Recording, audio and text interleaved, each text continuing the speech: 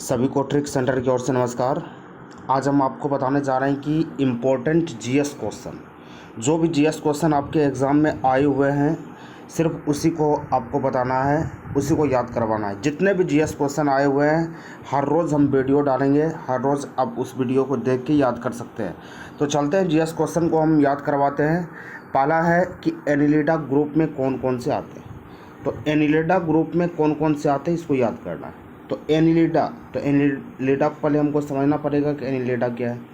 तो Annelida group जो होता है, ये ग्रुप जो होता है जोक और केचुआ के लिए होता है। जोक और केचुआ के लिए एनिलिडा ग्रुप का प्रयोग किया जाता है। तो आप याद रख सकते हैं एनिलिडा क्या हो गया, जोक और केचुआ के लिए। जोक और केचुआ के लिए एनिलिडा ग्रुप हो गया। ये क्वेश्चन आंसर है, इसलिए हम इसको आपको पढ़वा रहे हैं, याद करवा रहे हैं, आप सुन के याद कर सकते हैं। चलते हैं अगले नंबर सवाल पर। अगला नंबर सवाल है ऑर्थोपोडा। तो ऑर्थोपोडा में मुख्यतः कौन से जंतु आते हैं। ऑर्थोपोडा, सिर्फ इस पॉइंट को याद रखेंगे। ऑर्थोपोडा में कौन कौन से जंतु। एनिलिडा में जोक और केचुआ आ गया। ऑर्थोपोडा में तिलचट्टा, मच्छर, खटमल, मक्खी आता है। तिलचट्टा, मच्छर, खटमल, मक्खी को ऑर्थोपोडा ग्रुप में रखा गया है। जैसे आपके एग्जाम में क्वेश्चन आ जाएगा कि ऑर्थोपोडा में कौन कौन से जीव आते हैं या जंतु आते हैं या खटमल, कुछ भी दे देगा। तो ऑप्शन आपके ऑप्शन में रहेगा मछली रहेगा, कुत्ता रहेगा, बैल रहेगा, बकरी रहेगा। तो आप मार सकते हैं कि मच्छर मार सकते हैं। तिलचट्टा रहेगा, तिलचट्टा ले सकते हैं, मच्छर ले सकते हैं, खटमल ले सकते हैं, मक्खी ले सकते हैं। तो ऑर्थोपोडा आपका हो गया तिलचट्टा, मच्छर, खटमल के लिए। एनिलिडा हो गया जोक और केचुआ के लिए। कोई दिक्कत नहीं है, आगे बढ़ते हैं। मेलेस्का ग्रुप के अंतर्गत मुख्यतः कौन कौन से जंतु या कीट आते हैं।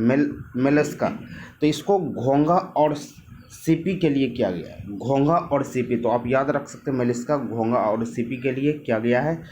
तो सारे स्टूडेंट जो भी देख रहे हैं इस वीडियो को, याद कीजिए, सवाल को याद करके। आपके एग्ज़ाम में सारा क्वेश्चन आया हुआ है, हम अपने मन से कोई क्वेश्चन नहीं बनाए हुए हैं, सब प्रीवियस ईयर का क्वेश्चन है, इसलिए आपके लिए महत्वपूर्ण होगा। आप आराम से पढ़ते जाइए, आपको फ़ायदा होगा, नहीं तो फिर आप बाद में पछताएंगे।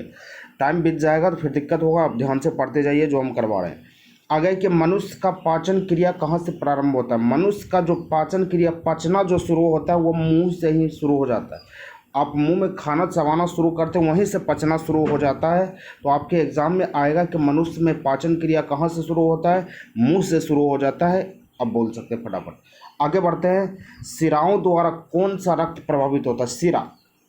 सिरा द्वारा कौन सा रक्त प्रभावित होता है। अशुद्ध रक्त कण सिरा द्वारा प्रभावित होता है। अशुद्ध यानी जो खराब रक्त होता है, जो उसका कोई भी काम नहीं होता है, उसे सिराओं द्वारा प्रभावित किया जाता है, यानी चलता है। सिराओं द्वारा वो गमन करता है, सिराओं द्वारा चलता है। अशुद्ध रक्त कण को सिराओं द्वारा प्रभावित किया जाता है। चलते हैं अगले सवाल पर। अगला सवाल है कि धमनी द्वारा कौन सा रक्त प्रभावित होता है। धमनी द्वारा शुद्ध रक्त प्रभावित होता है। धमनी द्वारा कौन सा रक्त प्रभावित होता है। शुद्ध होता है धमनी द्वारा, और अशुद्ध होता है सिरा द्वारा। अशुद्ध सिरा द्वारा और शुद्ध धमनी द्वारा। शुद्ध धमनी द्वारा, अशुद्ध सिरा द्वारा। याद रख सकते हैं कि अशुद्ध सिरा द्वारा, शुद्ध धमनी द्वारा। कोई दिक्कत नहीं है।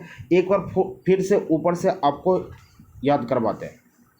उसका और सवाल बचा हुआ है, बहुत सारा सवाल बचा हुआ है, सिर्फ वीडियो को अंत तक जरूर देखेंगे, आपको बहुत फ़ायदा होगा। पहला है कि एनिलिडा ग्रुप आपको याद हो गया होगा। जोक और केचुआ के लिए एनिलिडा ग्रुप होता है। जोक और केचुआ के लिए एनिलिडा ग्रुप होता है।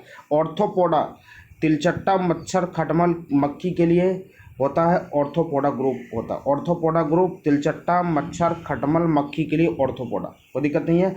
आगे आपका मेलेस्का ग्रुप होता है। घोंघा और सीपी के लिए होता है। घोंघा और सीपी के लिए मेलेस्का ग्रुप होता है, घोंघा और सीपी के लिए। आगे बढ़ते हैं। अगला सवाल है कि मनुष्य का पाचन क्रिया कहाँ से प्रारंभ होता है। मनुष्य का पाचन क्रिया मुंह से ही शुरू हो जाता है। मुंह से ही पचना शुरू हो जाता है। मुंह में कोई भी चीज़ खाते हैं तो वहीं से शुरू हो जाता है पाचन क्रिया। तो आगे आपका है कि सिराओं द्वारा कौन सा रक्त प्रभावित होता है। सिराओं द्वारा जो होता है अशुद्ध रक्त कण प्रभावित होता है। अशुद्ध जो होता है सिराओं द्वारा गमन करता है, सिराओं द्वारा चलता है। अगला है आपका कि धमनी द्वारा कौन सा रक्त प्रभावित होता है। धमनी द्वारा शुद्ध रक्त कण प्रभावित होता है। शुद्ध रक्त कण चलता है धमनी द्वारा। सिराओं द्वारा अशुद्ध और धमनी द्वारा शुद्ध। तो आगे बढ़ते हैं, आगे सवाल को देखते हैं। अगला सवाल है सातवां सवाल आपका है कि जल में कौन सा विटामिन घुलनशील होता है? तो जल में कौन सा विटामिन घुलनशील होता है? बी और सी। जल में बी और सी घुल जाता है। क्या कौन सा विटामिन हो गया? बी और सी घुलनशील होता है। बी और सी को याद रखेंगे। जल में कौन सा विटामिन घुलनशील होता है? बी और सी। बी और सी फटाक से आप मार देंगे, आपका आंसर तैयार हो जाएगा। आगे बढ़िए।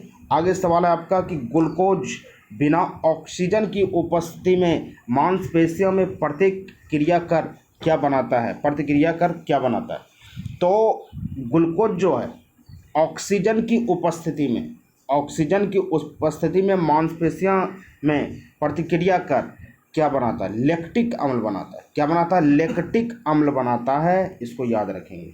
ग्लूकोज जो है ऑक्सीजन की उपस्थिति में मांसपेशियों से प्रतिक्रिया कर लैक्टिक अम्ल बनाता है या लैक्टिक एसिड बनाता है। लैक्टिक अम्ल या लैक्टिक एसिड बोल सकते हैं।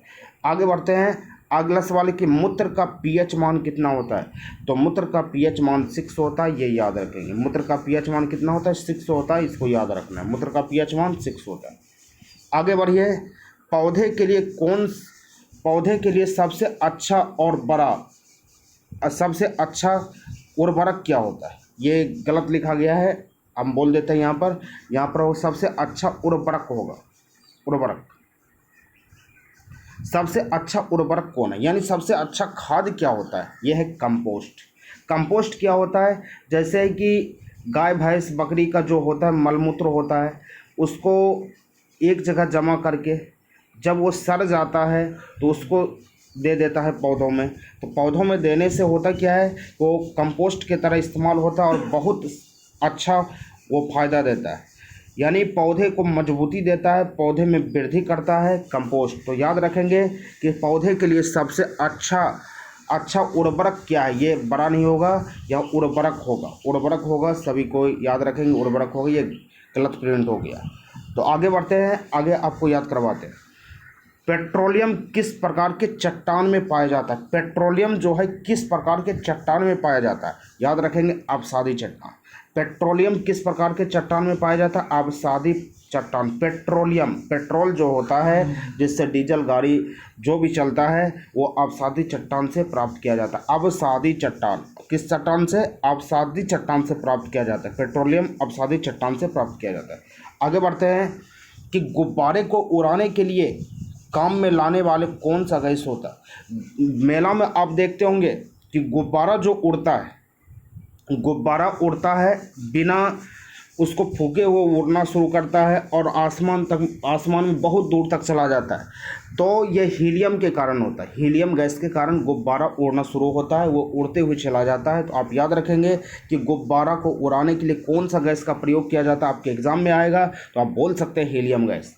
याद हो गया होगा हीलियम गैस। ऊपर से एक बार फिर से याद करवाते हैं। पहला रहे कि जल में कौन सा विटामिन घुलनशील है? तो आप याद रखेंगे बी और सी, कोई दिक्कत नहीं है। ग्लूकोज बिना ऑक्सीजन की उपस्थिति में मांसपेशियों में प्रतिक्रिया कर क्या बनाता है? लैक्टिक अम्ल। अभी तुरंत हम बताएं कि लैक्टिक अम्ल होता है, कोई दिक्कत नहीं। लैक्टिक अम्ल को आप याद रख सकते हैं।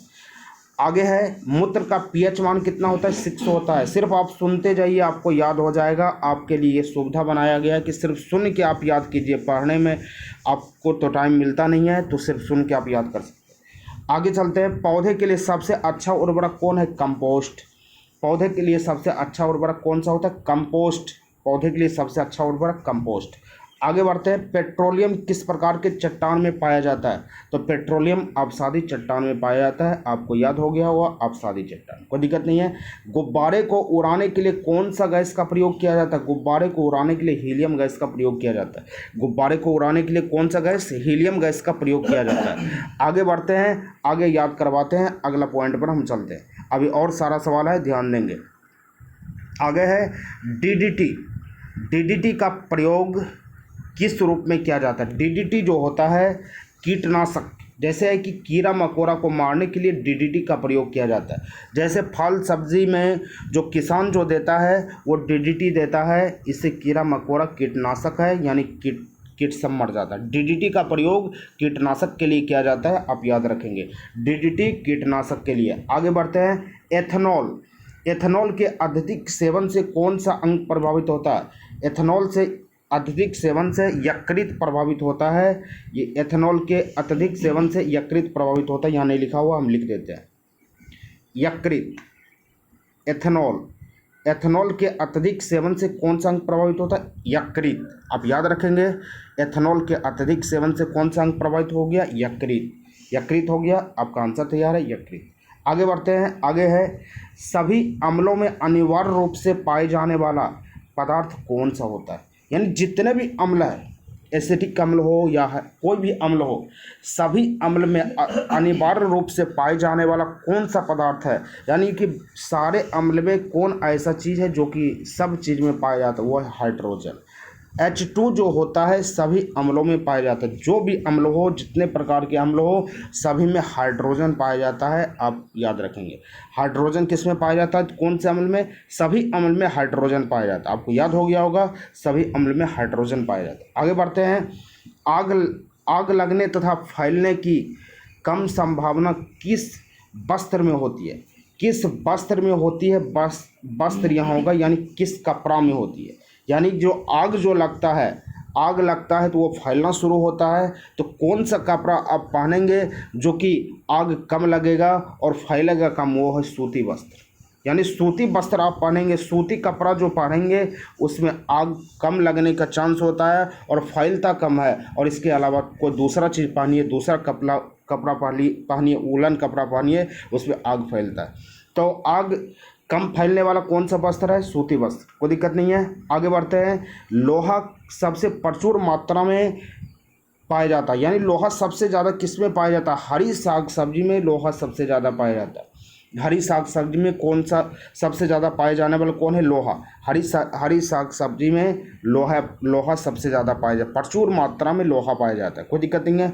आगे अगला है, तत्कालिक शक्ति प्राप्त करने के लिए धावकों को कौन सा पदार्थ दिया जाता है? तत्कालिक शक्ति पाने के लिए धावकों को कौन सा पदार्थ दिया जाता है? यानी ग्लूकोज दिया जाता है। ग्लूकोज, तुरंत ग्लूकोज वह खाएगा तो उसको खाने से तत्कालिक शक्ति प्राप्त हो जाए, यानी ताकत हो जाएगा और वो तेज़ी से रेस करना शुरू करेगा, तेज़ी से दौड़ना शुरू करेगा। ऐसे गर्मी के दिन में किसी भी आदमी के लिए ग्लूकोज फायदेमंद होता है, क्योंकि ग्लूकोज से तत्कालिक शक्ति प्राप्त होता है, तुरंत शक्ति प्राप्त हो जाता है। ऊपर से फिर से आपको दिखाते हैं एक बार, उसके बाद फिर आपको याद हो जाएगा। एक बार फिर से देख लीजिए, ऊपर से यहीं आते हैं, ऊपर से देखेंगे। पहला है कि एनिलिडा ग्रुप में आपको याद हो गया होगा, एनिलिडा ग्रुप में कौन कौन आ गया? जोक और केचुआ आ गया, कोई दिक्कत नहीं है। ऑर्थोपोडा में कौन ग्रुप आया? तिलचट्टा, मच्छर, खटमल, मक्खी। आप बोलते जाएंगे, हम पढ़ते जाएंगे, आप बोलते जाइए। आपको याद करना है तो आप पढ़ते जाइए, हम पढ़ते जाएंगे, आप बोलते जाइए, याद हो जाएगा। मेलेस्का ग्रुप में घोंगा और सीपी, घोंगा और सीपी मेलेस्का ग्रुप में पाया जाता है। घोंगा और सीपी हो गया। आगे बढ़ते हैं, मनुष्य का पाचन क्रिया कहाँ से शुरू हो जाता है? मुंह से शुरू हो जाता है पाचन क्रिया, यानी खाते हैं वहीं से शुरू हो जाता है पाचन क्रिया।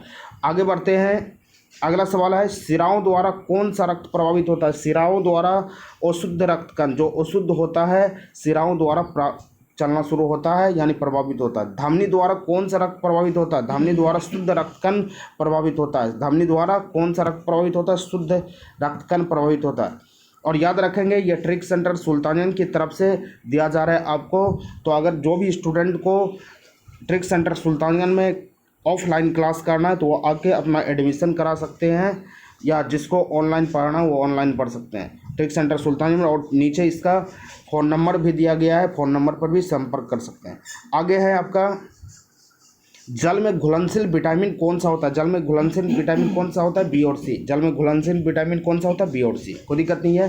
ग्लूकोज बिना ऑक्सीजन की उपस्थिति में मांसपेशियों में प्रतिक्रिया कर कौन सा अम्ल बनाता है? लैक्टिक अम्ल बनाता है। लैक्टिक अम्ल बनाता है, लैक्टिक अम्ल को याद रखें। मूत्र का पीएच मान 6 होता है, 6 हो गया। पौधे के लिए सबसे अच्छा उर्वरक कौन सा? बड़ा नहीं होगा, उर्वरक होगा। पौधे के लिए सबसे अच्छा उर्वरक कौन सा होता है? अभी तुरंत याद करवाएं, कंपोस्ट होता है, कंपोस्ट को याद करेंगे। आगे है, पेट्रोलियम किस प्रकार के चट्टान में पाया जाता है? अवसादी चट्टान में पेट्रोलियम पाया जाता है। अवसादी चट्टान में पेट्रोलियम पाया जाता है, आप याद रखेंगे। गुब्बारे को उड़ाने के लिए कौन सा गैस का प्रयोग किया जाता है? हीलियम गैस का प्रयोग किया जाता है। गुब्बारे को उड़ाने के लिए हीलियम गैस का प्रयोग किया जाता है, आप याद रखेंगे। ऊपर चलते हैं, फिर आपको दिखाते हैं यहाँ देख लीजिए कि यहाँ ट्रिक सेंटर सुल्तानियन का फ़ोन नंबर दिया है, जिसको कांटेक्ट करना है या फिर एडमिशन कराना है तो ये फ़ोन नंबर को लेके आप एडमिशन करा सकते हैं, कोई भी जानकारी लेना है ले सकते हैं। आगे ऊपर चलते हैं। डीडीटी का प्रयोग किस रूप में किया जाता है? कीटनाशक के लिए डीडीटी का प्रयोग किया जाता है। कीटनाशक के लिए डीडीटी का प्रयोग किया जाता है, आप याद रखेंगे। आगे है इथेनॉल के अत्यधिक सेवन से कौन सा अंग प्रभावित होता है? यकृत होगा, यहाँ ये गलत लिखा गया यकृत, पीछे हम सुधार भी दिए थे, यकृत होगा, याद रखेंगे यकृत। सभी अम्लों में अनिवार्य रूप से पाए जाने वाला कौन सा पदार्थ होता है? सारे अम्ल में कौन सा पदार्थ पाया जाता है? हाइड्रोजन, यानी H2 जो है सभी अम्लों में अनिवार्य रूप से पाया जाता है। H2 तो होना ही होना है। आगे बढ़ते हैं। आग लगने तथा फैलने की कम संभावना किस वस्त्र में होती है? सूती वस्त्र, यानी सूती कपड़ा में आग लगने और फैलने की संभावना कम होती है। सूती वस्त्र जो है आग लगने और फैलने की संभावना कम होती है। लोहा सबसे प्रचुर मात्रा में किस में पाया जाता है? हरी साग सब्जी में लोहा पाया जाता है, कोई दिक्कत नहीं है। आगे बढ़ते हैं।